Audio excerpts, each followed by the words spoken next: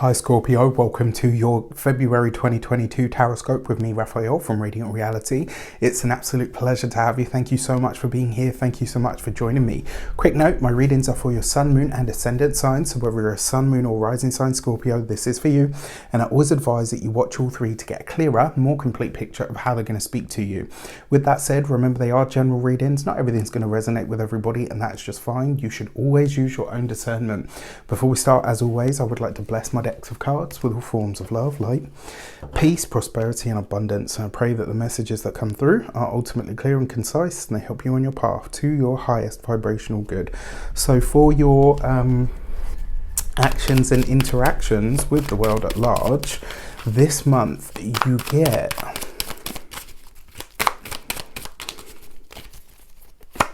the Ace of Cups. Nice. All right, so living from the heart space this month, right? Really allowing yourself to expand and to grow from that space. I think not only that, this kind of suggests to me that you're open to not just open to love in terms of like, oh, you know, love and relationships, but like just being open to love in general. This is a very open-hearted energy, and the fact that you've got it in your actions and options means that this month you really are living from the heart space.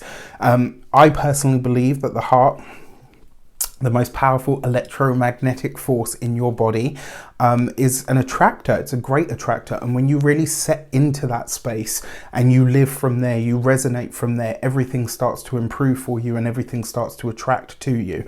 Now, as a Scorpio, you're naturally magnetic anyway, so this could be a really powerful month for manifestation for you, of things that you want, things that you desire. I think this is a month where you're going to be very honest and open about what you do want as well, which is a great thing. Like, the more open and honest we are with ourselves and with life, the easier it is, right? Plain and simple, straight up.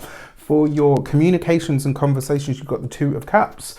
This is a month, it looks like, for relationships, for love, for heartfelt communication.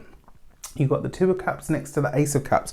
That's a run of cards as well. So it wouldn't be surprising to me if this month, some of you have what I would call maybe a visitation from the spirit world. Whenever you get a run of cards, men will come through numbers, women will come through words. That's how I've experienced it over the years.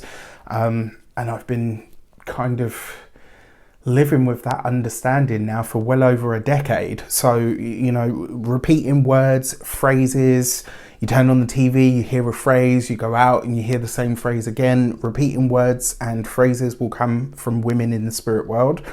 Repeating numbers and number sequences will come through masculine energy. You've got the Ace and the Cups, obviously you got all the cups.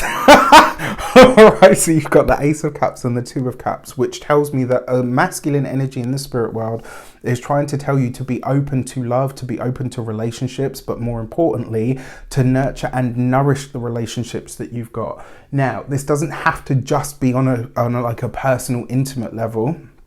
It can also be on a professional level, a platonic level. This is a month for you to really think about your associations, who you're tied to, who your collaborators are, who the people that you trust are. All of that kind of stuff, very relevant. And because this is in your communication zone, it does suggest that whatever you're trying to do this month, you're not supposed to be doing it alone, right? You need to open it up. You need to think about ways to bring either other people on board, get other people involved. This is about really tapping into that partnership mind and mentality. For your heart and half, you've got the Queen of Pentacles, right? So this usually an earth sign woman, Taurus, Capricorn or a Virgo, and you've got this in the heart and half sector, which means that when it comes to relationships or partnerships, this is about you refining and defining what you want and need from a partner. There are potential meetups, connections, hookups this month. It's not... I'm not even going to touch that one. But, you know, there is a whole bunch of potential here for you to meet people, but it's a sense here, because remember that the Queen of Pentacles, she's got a very refined energy. There's nothing slapdash about her. She's very, very on the ball, very on the money, but she's also very sensual, but not like... it's not like in your face sensuality, it's just a deep command of self. And so what this suggests to me is your idea around what you want in a relationship, you know, the way that you talk or communicate with people that are potential partners, what they look like, how they feel to you, what their attributes and their maybe not their desires are, but what their attributes are. All of that is really starting to be honed in for you, and I think you're getting a really, for those of you that are single anyway, you're getting a really clear idea of what you want and need in a relationship, and you're open to the possibilities. And there are possibilities here, you know, especially in work and business as well. You know, for those of you that are retired, this could literally just be in friendship ties. For those of you that are partnered, married, or in long-term commitments, one way that this might show up for you is it could give you a really clear idea of what you feel needs to be brushed up in the relationship. So maybe you're looking at it and saying, right, this is where we can improve, this is where we can you know, be closer. This is like, it's kind of like a relationship overhaul month. That seems to be the general trend and theme of this whole reading. For your love and relations, you've got your money and materials, you've got the Page of Swords. So this, I would be careful, especially for, you know, anything to do with money and fam.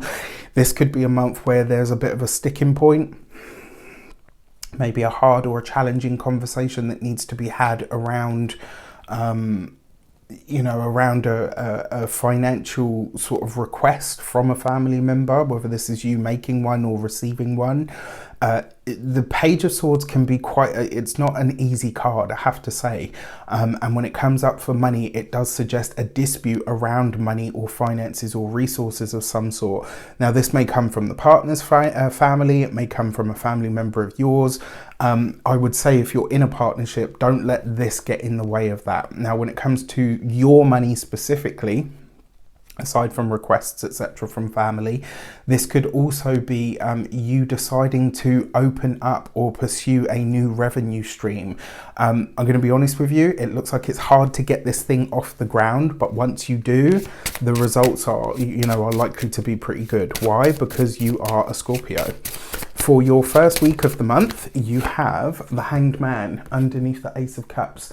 Take it easy, like literally take this first week of the month, really take it easy. Take a moment to consider where you're at, but more importantly, get into how you really feel at the moment and ask yourself, what can I do here? What is the obstruction to my heart being truly open? That is the work, that is the inner work that you have to do this month, especially in this first week. Outside of that, this is actually a very nice creative energy. You know, draw, write, paint, do anything that's going to tap you into your sort of creative flow and your creative dynamics and juices. All right. When it comes to your second week of the month, you've got the Lover's card underneath the Two of Cups, right? So, I mean, for those of you that are single, there's definitely potential in this month. It does also suggest to me as well that this is likely to come through either a friend, a sibling if you have them. It's like somebody that you know is likely to either introduce you to somebody that could be, you know, end up being important to you, or you could meet this person through the course of your work or your duties. Certainly anywhere that you're utilizing the skills that you have, this might come up for you. All right, for lots of conversations about partnerships, connections, collaborations, lots of collaborations here on a professional front, if that's, you know, a possibility or a probability for you. There are loads of them there. This is about you doing the work to be open enough to making those connections. For your third week of the month, you've got the Tower card. It looks like there's something happening in the family this week. All right, so in this third week of the month, as we come into Pisces season, this looks like there is some interesting developments or conversations that are taking place within the family, and it may have something to do with money. Just watch out for this, especially because of where your moons are placed this month, which I'll talk about in just a moment. For your fourth week of the month, you've got the Hierophant card. So this Queen of Pentacles may very well be a Taurus. It's possible. It doesn't have to be, but it is a possibility. Now, you've got the Hierophant card here coupled with the Page of Swords. This is a lot of you having a serious consideration about your long-term finances. For some of you, this could be putting the feelers out on applications for credit, mortgages. It looks like maybe for some of you, you're speaking to an accountant. It's like this month you really are getting your ducks in a row. And I kind of feel like this is actually in response to whatever happens here with the familial tie, or with a request that kind of makes you feel a bit uncomfortable. Now, when we get into your moons, whenever I talk about astrology, whenever I delve into that realm, I'm always talking whole sign tropical, right? So tropical astrology with whole sign houses. Those are the systems that I will always use because those are the ones that speak to me the most. And when I talk about astrology, you really do want to check in with your ascendant because it's going to be the most prominent, to a lesser degree the sun and the moon. All right, so for your moons, so the Aquarius New Moon in February is in your 4th house. This is all to do with your home, your family, your property, your place of living, your real estate. The fact that you've got a new moon there means that there's a fresh start, a do-over, a start over, a refreshing or a rebooting in your home sector in some way, shape or form could be taking place for you. And it also suggests as well, because it is a new moon, this might be a time where you are changing your mind, your thoughts, or your beliefs around your home, your family, or your roots. For some of you, this might even be a disconnection with some sort of tradition of the family, etc. And for that, you've got the gate 13 and listen. Whatever request is made to you by a family member, especially if it's around money, finances, resources, loans, anything like that, pay attention to your intuition, because it's going to be screaming at you whether this is a path that you should engage in or not. If you were to ask me and I were to tell you on a professional, and this is what I do, right? I'm a professional guesser. Fair enough, I use astrology, tarot, numerology to do so, but they're educated guesses, basically. Intuitive, educated guesses. Justification mode, get out of there, Raf, you don't need to do it. This though, right? Pay attention to whatever that intuitive hit is around this, because there might be a part of you that thinks this is all BS. You're trying to get something out of me that I wouldn't give you otherwise. Just be careful. Your full moon in the sign of Leo is taking place in your 10th house. No. Yes.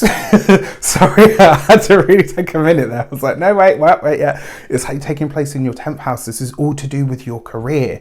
This is all to do with your public standing, your social status, how people out there in the world see you, the image that you project when you're thinking about your work and your career. This is about how really the world relates to you and how you show up in the world. And for this, you have the gate 23 and assimilate. This could see you going from a renter to a homeowner. This could see a status change for some of you, going from single to being partnered, from being partnered to being engaged, from being engaged to being married. Like there's some change here. And remember, the 10th house also rules your public status. Homeowner is a status, married, wife, husband, boyfriend, girlfriend, those are all status changes. So these things are very possible. With this card though, you're always asked to dream big. So what do you want from your career? Remember, a full moon is putting a spotlight on that place in your chart, which is giving you the ability to shine, but also to collect the results, the rewards, and maybe, just maybe, set something big into motion. With that said, I wish you an abundance of all of that good stuff. Have a fantastic month. Let me know in the comments how it shapes up. Take care, and I'll see you soon.